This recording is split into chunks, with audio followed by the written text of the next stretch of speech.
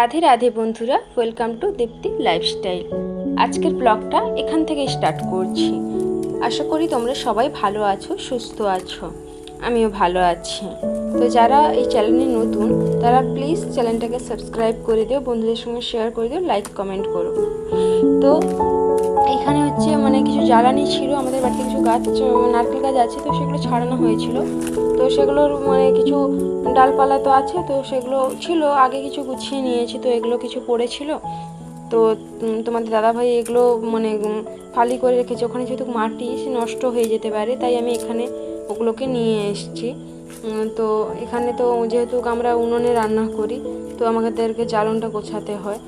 তো প্রত্যেক দিন তো সময় পাই না কাজের ফাঁকে, তো আজকে একটু সময় পেয়েছি, তো ভাবলাম এই জ্বালানিগুলো এখানে রেখে দিই, তাড়াতাড়ি শুকনো হয়ে যাবে। এখানে রোদটাও ভালো পায়, যেহেতু ঢালাই আছে। তো দেখো একটা একটা করে আমি এখানে সাজিয়ে নিচ্ছি। আর এরকম জ্বালানিটা সাজিয়েও রাখতে না খুব ভালো হয়, যে পরপর শুকনো হয়ে যাবে, পরপর নেব, আর দেখতেও খুব ভালো লাগে। এরকম আমার জ্বালানি সাজাতে ভালো লাগে বেশ। আগে অথচ ভালো লাগতো না, কিন্তু এখন বেশ এগুলো ভালো লাগে আমার।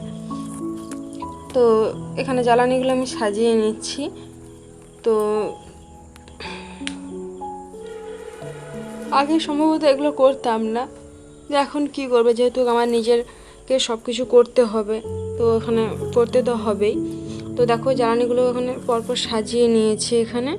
তো এখানে দেখতেও ভালো লাগছে। এখানে যেহেতু জায়গাটা অপরিষ্কার হয়েছিল, যেহেতু এখানে ধুলো টুলো পড়েছে, তো ঝাঁটিয়ে নিচ্ছি বাইরটা।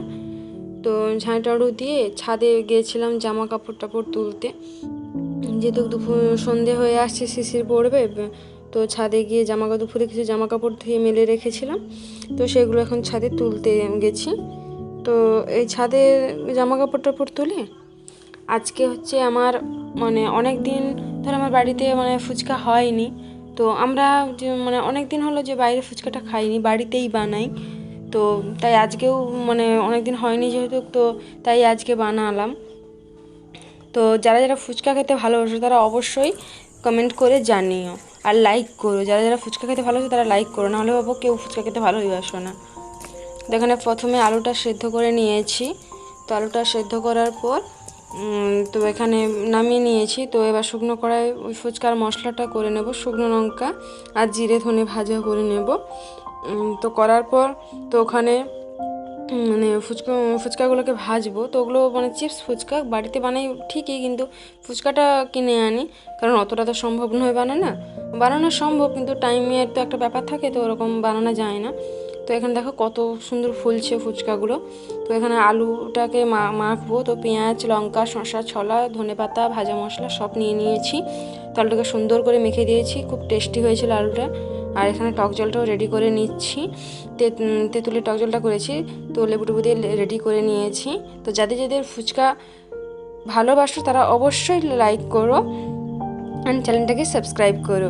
রাধে রাধে বন্ধুরা।